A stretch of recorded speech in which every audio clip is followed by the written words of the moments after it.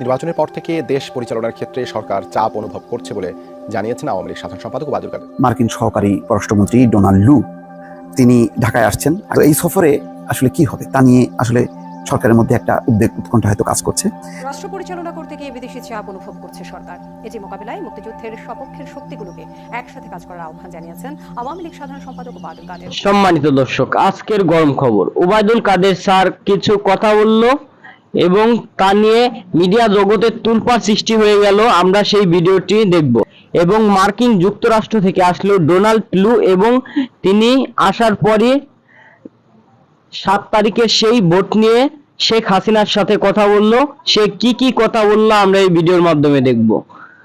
আজকের এই ভিডিওটি অনেক গুরুত্বপূর্ণ হতে চলেছে, তাই সম্পূর্ণ ভিডিওটি না টেনে দেখার অনুরোধ রইল। আর সম্পূর্ণ ভিডিওতে রয়েছে আরো অনেক গুরুত্বপূর্ণ বিষয় যা দেখলে আপনারা রীতিমতো অবাক হতে বাধ্য হন। তাহলে চলুন কথা না বাড়িয়ে চলে যাওয়া যাক মূল ভিডিওর দিকে। আর আপনি যদি আমাদের এই চ্যানেলে নতুন হয়ে থাকেন তাহলে অবশ্যই সাবস্ক্রাইব করুন বাংলাদেশের সর্বশেষ আপডেট খবর পাওয়ার জন্য এবং একটি লাইক দিয়ে দেখতে থাকুন সম্পূর্ণ ভিডিওটি।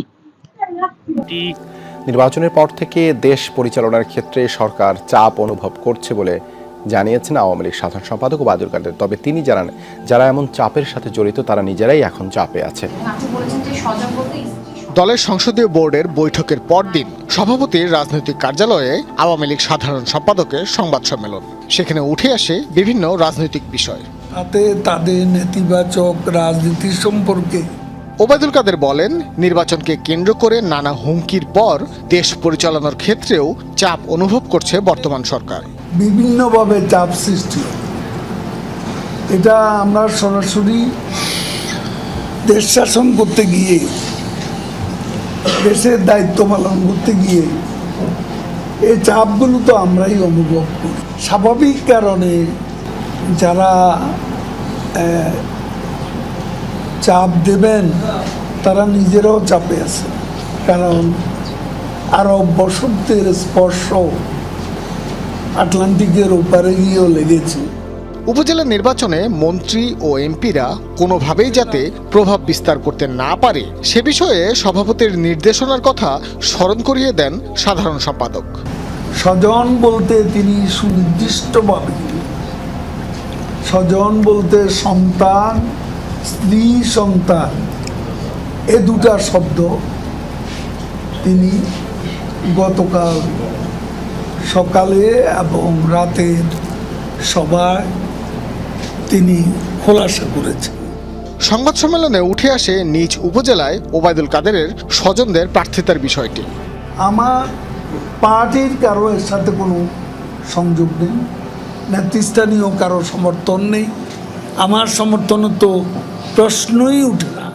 নেতাকর্মীদের হতাশার কারণে বিএনপি এখন বিবৃতি ও বক্তব্য সর্বস্ব দলে পরিণত হয়েছে বলেও মন্তব্য করেন আওয়ামী লীগ সাধারণ সম্পাদক। আমার নেত্রী, পার্টির সভাপতির যে গাইডলাইন। ভাস্কর ভাদুরী, যমুনা নিউজ, ঢাকা। আসসালামু আলাইকুম। ইতিমধ্যে দর্শক আপনারা নিশ্চয়ই জেনে গেছেন যে মার্কিন সহকারী পররাষ্ট্রমন্ত্রী ডোনাল্ড লু তিনি ঢাকায় আসছেন আগামী 14ই মে 2 দিনের সরকারি সফরে। তো এই সফরে আসলে কি হবে তা নিয়ে আসলে সরকারের মধ্যে একটা উদ্বেগ উৎকণ্ঠা হয়তো কাজ করছে। যদিও পররাষ্ট্রমন্ত্রী হাসান মাহমুদ খুব স্মার্টলি আজকে বলছেন যে এখানে ইন্দো প্যাসিফিক নিয়ে আর মূল আলোচনা, রোহিঙ্গা প্রত্যাবর্ষণ, এসব নিয়ে আলোচনা হবে, এর বাইরে অন্যান্য কিছু হবে। কি হবে তিনি বলছেন না। আসলে ডোনাল্ড লু সম্ভবত এবারও সরকারের বাইরে সুশীল সমাজের সঙ্গে বৈঠক করবেন, হয়তো বিরোধী দলের নেতাদের সঙ্গেও কথা বলবেন, কারণ যুক্তরাষ্ট্র তার অবস্থান পাল্টায়নি, এটা পরিষ্কার। আর সেই কারণেই কিন্তু ডোনাল্ড লুর আসার খবরে সরকার খুব যে স্বস্তিতে আছে সেটা মনে হয় না।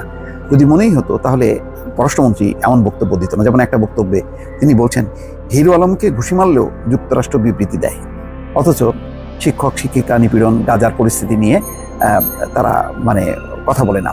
তো এটা হচ্ছে ক্ষোভের বহিঃপ্রকাশ। আজকে সংবাদ সম্মেলনে পররাষ্ট্রমন্ত্রী বলার চেষ্টা করছেন যে যুক্তরাষ্ট্রের সঙ্গে বন্ধুত্ব আছে, থাকবে, তাদের আগামী দিনে আরও তাদের সম্পর্ক এগিয়ে নিয়ে যাবে, কিন্তু একটা মৌলিক জায়গা তো পার্থক্য আছে, সেটা হচ্ছে বাংলাদেশের গণতন্ত্র এবং মানবাধিকার। এবং যুক্তরাষ্ট্র এর আগে বলেছিল যে কোনো একটা দেশের সঙ্গে তাদের সম্পর্কের মূল ভিত্তিটা হচ্ছে গণতন্ত্র এবং মানবাধিকার। তো বাংলাদেশের ক্ষেত্রে তো তাদের হতাশা, নির্বাচনের পরপর প্রথমেই তারা বলেছে নির্বাচন সুষ্ঠু এবং অবাধ হয়নি। এক কথায় কিন্তু সব তারা জানান দিয়েছে। এরপরে একাধিকবার বলেছে, তবে বলেছে যে অন্যান্য বিষয় ইন্দো প্যাসিফিক, রোহিঙ্গা প্রত্যাবাসন, বিনিয়োগ, ব্যবসা যেগুলি চলমান সেগুলি অব্যাহত থাকবে। তো ওই খুঁতখুত তো আছেই, যেহেতু সরকারের একটা পশ্চিমাদের কাছ থেকে একটা বৈধতার স্বীকৃতি পায়নি, কোনো পশ্চিমা দেশ একেবারে নির্বাচনকে কংগ্রাচুলেট করেছে এমন কোনো প্রমাণ পাওয়া যায়নি। রাশিয়া, চীন, ভারত ছাড়া বাকি অগুরুত্বপূর্ণ দেশগুলো দিয়েছে। তো সেগুলি কিছু যায় আসে না। সরকারের দরকার ছিল যুক্তরাষ্ট্র, ইউরোপীয় ইউনিয়ন, এসব দেশের, কিন্তু এইসব দেশগুলো বলেছে যে নির্বাচন অবাধ ও সুষ্ঠু হয়নি।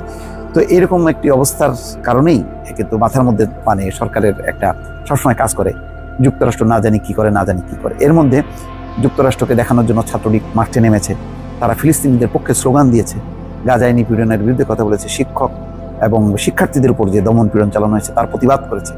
অথচ বাংলাদেশে 28শে অক্টোবরকে কেন্দ্র করে তার আগে পরে যে পরিমাণ দমন পীড়ন চলেছে এবং যে এই ধরনের নির্বাচন করেছে, ফলে তাদের পক্ষে আবার যে মানবাধিকারের প্রশ্নে রাস্তায় নামা, স্লোগান দেওয়া, এটা মানে মেলে না, মানে অসঙ্গতিপূর্ণ।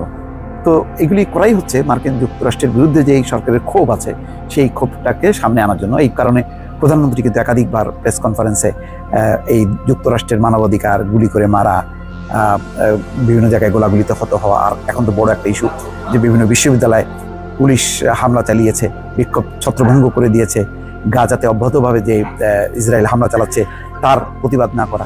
তো এইসব ইস্যু তো আগেও ছিল, কিন্তু আগে এমন সোচ্চার ছিল না তারা। তো এখন সোচ্চার হচ্ছে, যেহেতু একটা ইস্যু পাওয়া গেছে মার্কিন যুক্তরাষ্ট্রের বিরোধিতা করা। তো যেহেতু ইস্যুটা যুক্তরাষ্ট্রের বাংলাদেশের ব্যাপারে একটা মতপার্থক্য আছে, সরকারকে যেহেতু নির্বাচন এবং মানবাধিকার প্রশ্নে ছাড় দেয়নি, এবং সর্বশেষ যে মানবাধিকার রিপোর্টে বাংলাদেশের মানবাধিকার পরিস্থিতি তীব্র সমালোচনা করেছে, এগুলো তো। সম্মানিত দর্শক, আশা করি আপনারা সম্পূর্ণ ভিডিওটি না টেনে দেখেছেন এবং এই ভিডিওটি দেখে আপনারা অনেক কিছু বুঝতে পেরেছেন। আর আপনার যদি এই ভিডিওর উপর কোনো গুরুত্বপূর্ণ মতামত থেকে থাকে তাহলে অবশ্যই কমেন্ট বক্সে জানান। আর আজকের ভিডিওটি এই পর্যন্তই, আবার দেখা হবে অন্য কোনো নতুন ভিডিওতে। ততক্ষণ সুস্থ থাকুন, ভালো থাকুন, আল্লাহ হাফেজ।